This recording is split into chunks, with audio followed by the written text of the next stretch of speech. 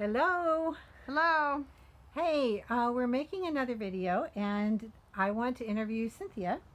And Cynthia, I have some questions about birthing our voice, and I thought it would be good for our viewers to talk about exactly how this started and what the details are about this.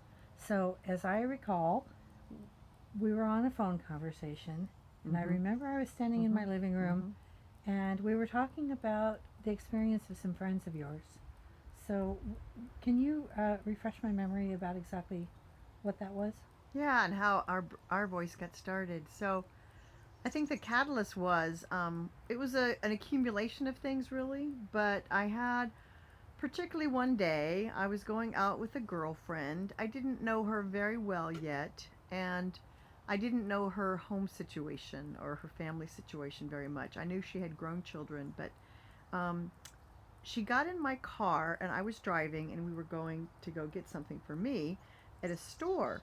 And she said, I just saw the most amazing psychic.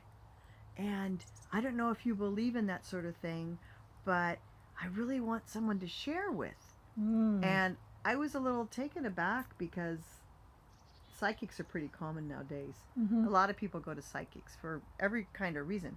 So I thought, well, of course you can share with me. Right. And she said, well, I can't share at home because my husband makes fun of me. Oh. And I thought, well, what do you mean? And she said that if she begins to share anything about what she's doing, her journey, her questions, ideas, her thoughts about life after death, the other side, reincarnation, any of these ideas, her husband would make fun of her and even start really yelling at her, or I don't believe in that stuff, and that's nonsense. Belittling her? Belittling her, Oh, yeah. jeez. And judging her. And so I felt so bad in my heart for her because she had no one to talk to. I remember this now. And she had two grown sons, and I said, well, what about your sons? And she said, well, one is open and one isn't, and so much. And I thought, how sad that you can go through your entire life and have no one to talk to. Yeah. And so she was hungry. It sounds like she was really hungry for someone to share with, and that would understand where she was coming from. Yeah, yeah. And she just was dying. I mean, like this inner desperation to like talk to someone and share. And I've had many friends, actually, the more I think about it. This was a part of, Rena, you and I deciding to do something about this.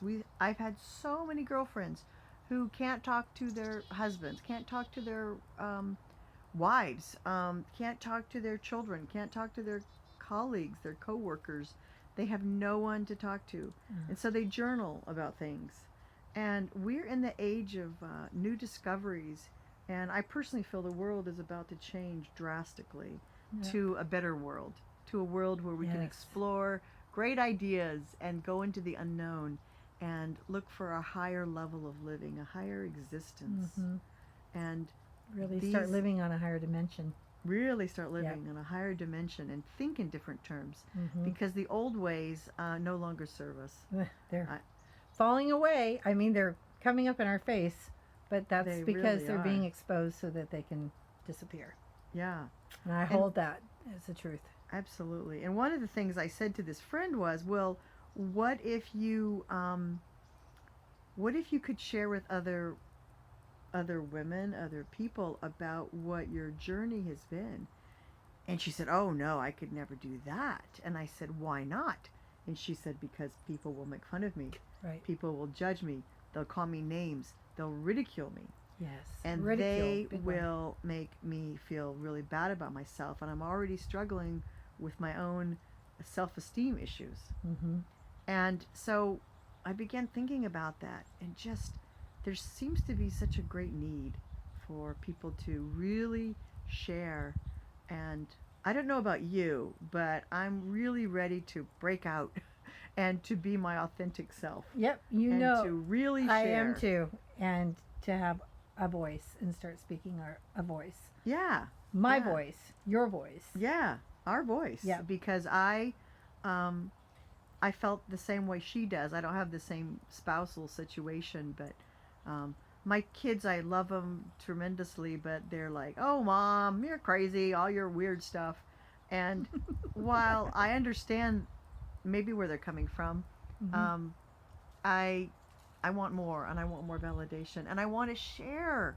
And so I think there are women out there who really want to talk about this Yes, I think so and too. really look at what is life, what is the meaning, and these deeper questions. And so I have found too that there are times when I can't share, and I'm very, very careful. I don't know about you, but I'm very, Yes. very careful. Yes. I kind of feel people out a little bit and see if they're at all on the same wavelength. And if Mm-hmm. they are, then I give them a little bit more and a little bit more. Do Mm-hmm. you do that? I do that, but it's really hard. It's really hard. And I feel frustrated and alone and really not knowing where to turn sometimes. Mm-hmm. So it's So really you call hard. me. So I call you. I call And you. maybe one or two other, but I'm the same way. Got Yeah. just a few people Just a few people. that we can trust. So I have And why just can't we talk about things? yeah, I have just a little story to go along with that. I was Mm-hmm. somewhere recently, and someone who is very much on this path, this metaphysical path, uh, searching for things that are different and unique and are truth to her. And she had no filters, and she started talking about it in a group. And I just Oh, watched the other people, and the eyes just glazed over.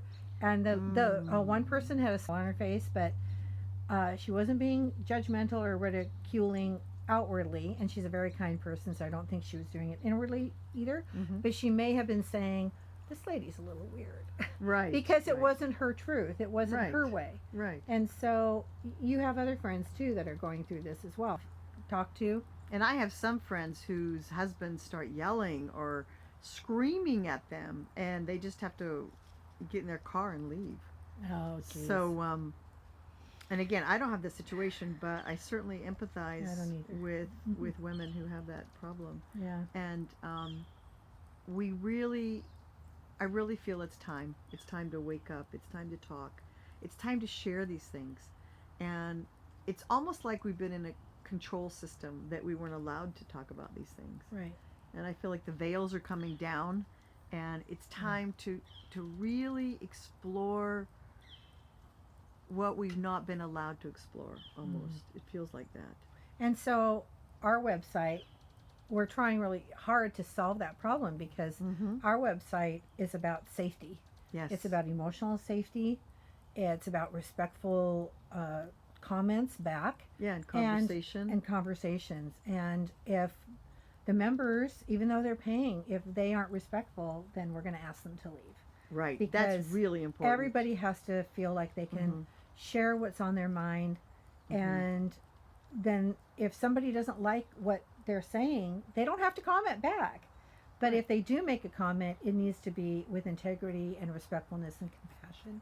Yeah. Because we don't know what somebody think that's else's journey first. is. And so Right. always having that compassion is important. Right. I think that's first and foremost, to have respect and integrity, and listen to each other, and not make judgment. Like, what if we're all wrong? I mean, it's possible that Yeah. the judgment is somehow created by humans, and that we can rise above that. We can rise above judgment. We don't have to judge each other. We're all on our journey. We're all in a place of discovery and self-learning, and let's just honor each other for where we are. Yeah, I love it.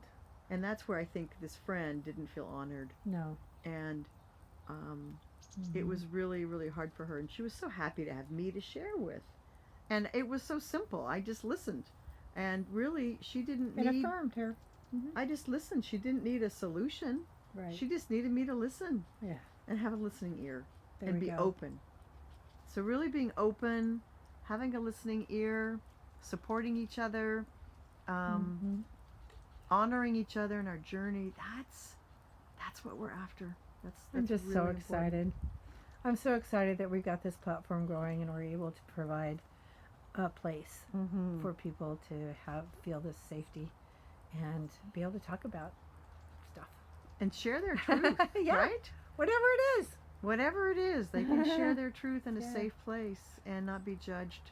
I think that's really important. Well, I'm glad you went deeper in this because we did have that conversation. That's how we were birthed, because I remembered the piece where we said, hey, we've got to provide this not just for ourselves, but for other people. Yeah.